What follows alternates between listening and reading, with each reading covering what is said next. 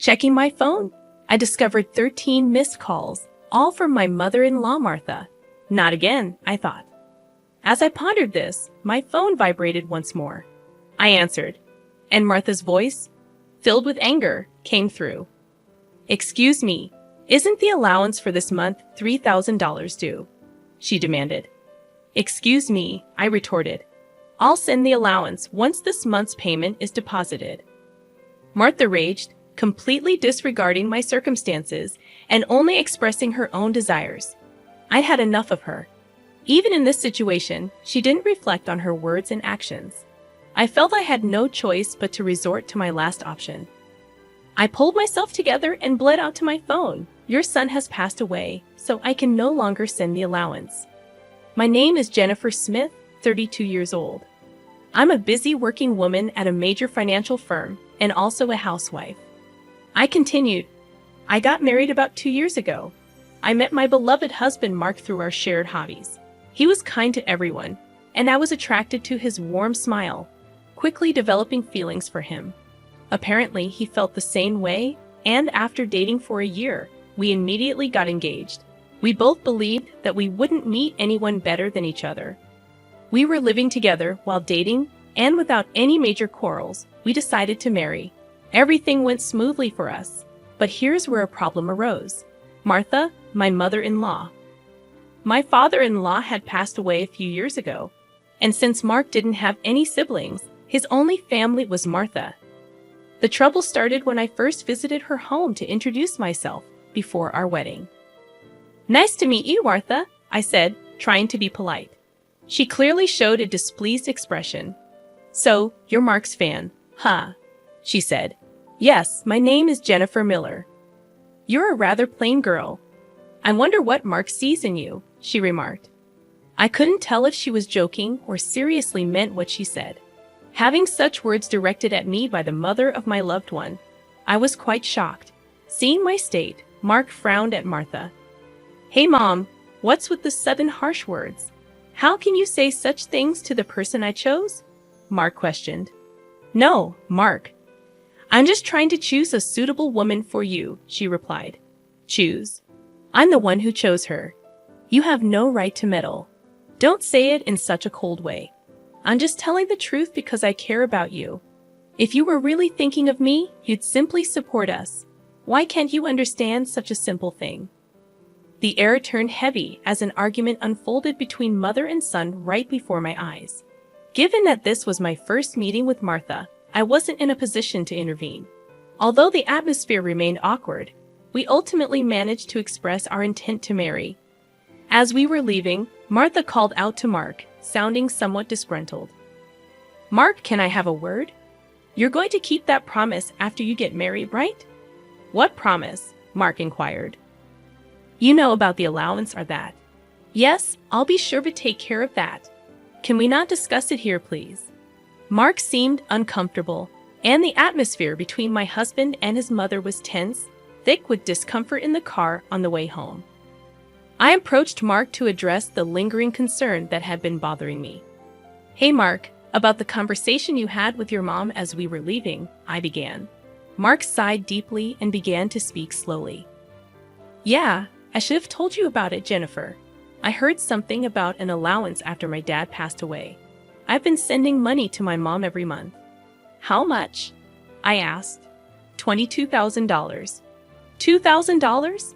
I couldn't help but raise my voice in surprise. Mark continued, "Actually, my mom has a debt. She lost a lot of money at a casino a long time ago. She's still paying it off, and because her health isn't great these days, she spends a lot of time at home. But she still needs money to live on." $2,000? Isn't that a bit too much?" I questioned. "If I try to lower the amount, she keeps calling me over and over, and no matter what, a mother is still a mother. I worry about her living alone."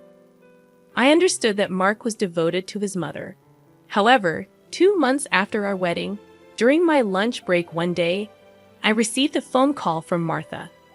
When I answered, she began to speak in a cheerful tone. "Jennifer, long time no see. Can we chat for a bit?" I hesitated before replying, "Yes, what can I do for you?"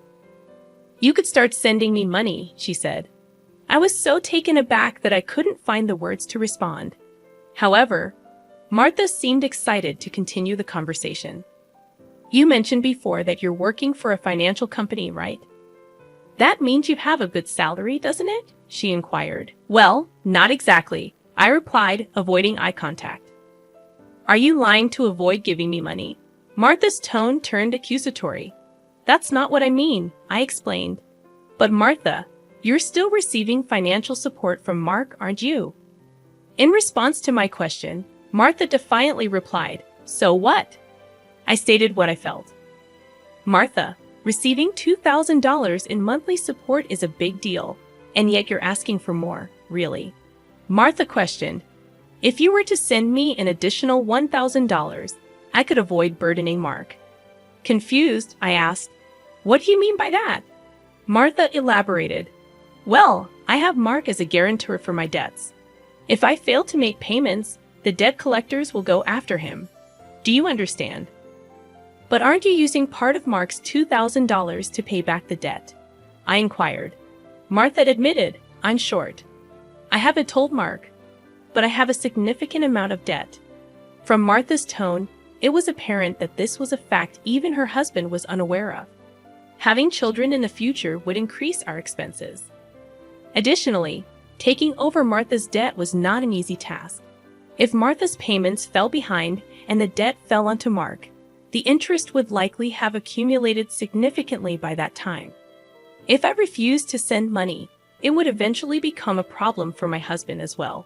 It was better for Martha to pay off her debt now. Thinking along those lines, I reluctantly agreed to Martha's proposal. All right, I'll start sending you money, I conceded. Martha seemed relieved, saying, really good, Jennifer. I knew you would say that.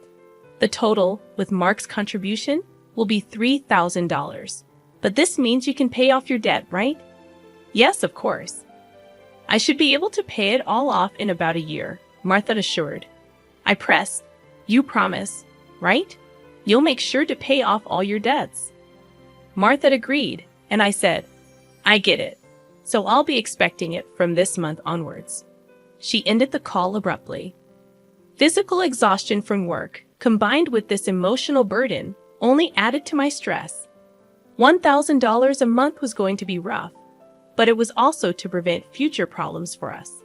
After all, if Martha couldn't make a living, it would upset Mark as well. That night, I promptly reported the matter to my husband.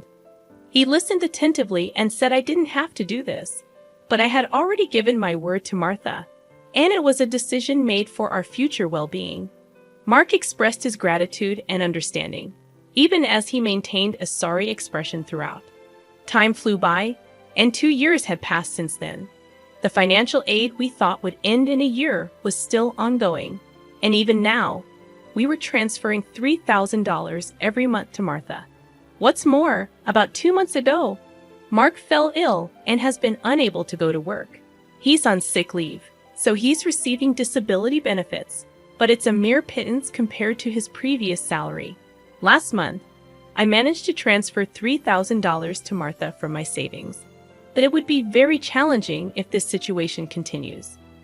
Unbelievably, Martha has not once come to visit her sick son. We have told her about his hospitalization, but she doesn't show up to see him and only contacts me to ask, "You're still sending the money, right?" I was so angry that I decided to confront Mark about the issue. Mark, don't you think it's wrong that Martha is only concerned about money, even though you're in such a state? We need to think seriously about what to do going forward, I said.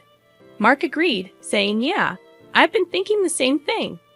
I don't want to put more strain on you, Jennifer.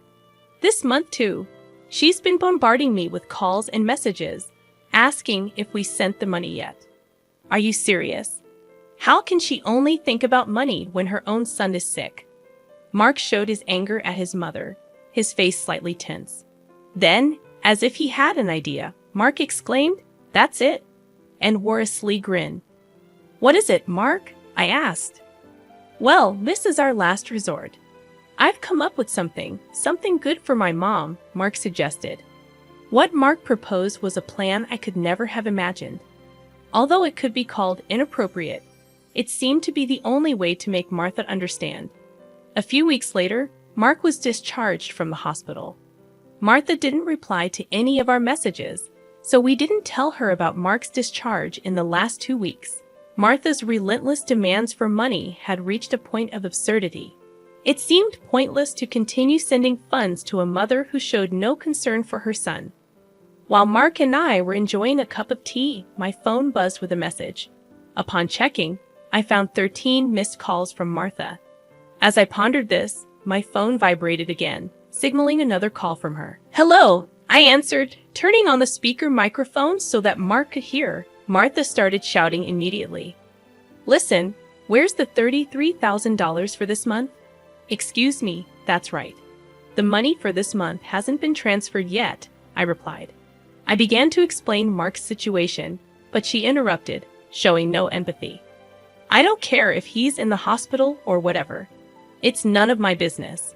You're working at a good place, right? You must have plenty of savings. Hurry up and transfer it here," Martha shouted angrily. Incredibly, she went on to say something outrageous. "Listen, since you married Mark, if he can't pay, you have to pay me. Understand? If you refuse, I'll make you the guarantor. Got it?"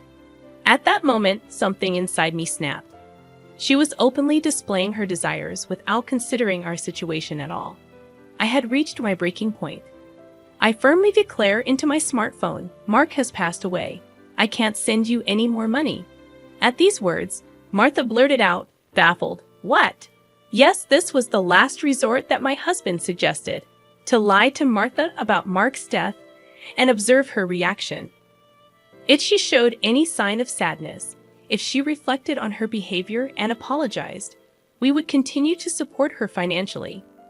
But if she didn't reflect, if she demanded money, we would cut ties completely. Deep down, I thought that even a money-grubbing woman like Martha would deeply reflect on her actions if she were told that her own son had died.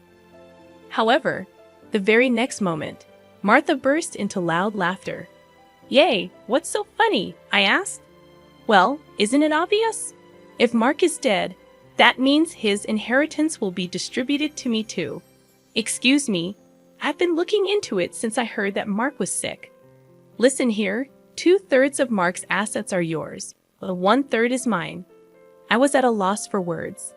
I never thought that when she first heard her son was sick, she wouldn't look into treatment, but rather into how the inheritance would be divided. My anger surpassed. I was simply dumbfounded, and my husband appeared to feel the same way. As our eyes met, he slowly nodded, signaling to continue with the plan. I once again addressed Martha in a strong tone. "Martha, did you hear what I said? Mark is dead." "I heard. What about it? Aren't you sad your own son passed away before you?" She callously responded. "You just make sure to send me. I won't let you get away with not doing it," I exclaimed. However, with a click, the phone line was abruptly cut off, and a dial tone echoed. Glancing at my husband, I saw that he was visibly shaking with a face red with anger. "Mark, are you okay?" I asked. My husband looked into my eyes and said, "I'm cutting ties with her. She'll likely come here eventually, demanding my money. Let's wait until then, okay?" "But are you really okay with this? Cutting off ties just like that?" I inquired. "Yeah, I have no regrets. After that call, she's no mother," my husband replied, his eyes filled with hatred, and I felt the same way. A person who only thinks about money over her own son's life is not family to me. A few days later, as we expected, Martha came to our house. For the time being, I decided to hide my husband in the next room and deal with Martha myself. She approached me with a face like a demon. "Hey, give me Mark's inheritance right now," she demanded again. "With that, anything else to say? He's already dead, isn't he?" "It's pointless to say anything now," I retorted. "Yet you never even visited him. What are you saying? Are you really his mother? You're so annoying. Give me the inheritance right away.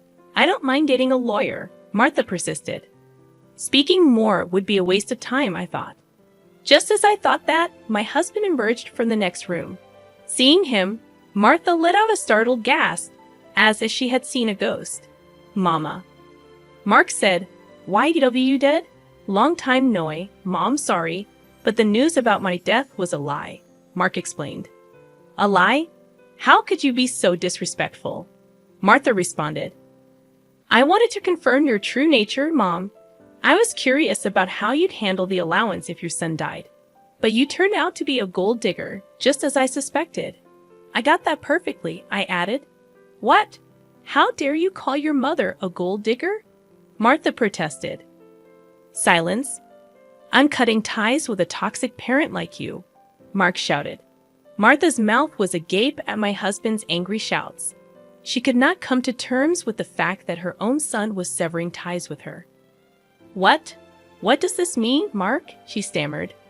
"It means exactly what I said. I can't consider someone like you as my mother. No way. What about the allowance?" Martha asked, panicked. "Do you really think I would? You're on your own with the debts." "We're moving," Mark said firmly. "Wait, please. If you do that, what about my living expenses?" Martha tearfully pleaded, reaching out to my husband. He forcefully shook off her hand, looked at her coldly, and said, "I don't care about your living expenses. You have been living off us without even a single apology. I really understand your despicable nature now. Don't you dare show up in front of us again." "No, wait, Mark." Martha called out as my husband grabbed her arm and dragged her to the front door. He threw her shoes and bag outside and chased Martha out of the house.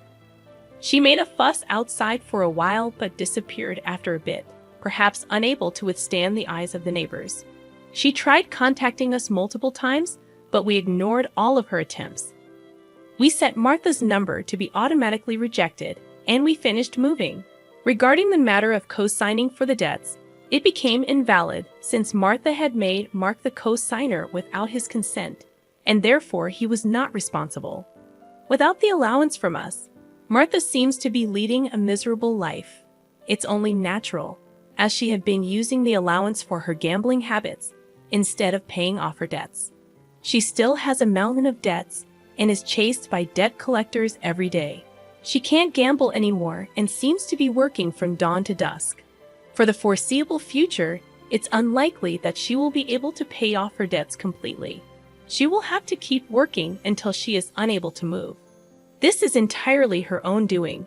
As for us, we are spending fulfilling days in our new home. My husband's condition has stabilized, and he has returned to work.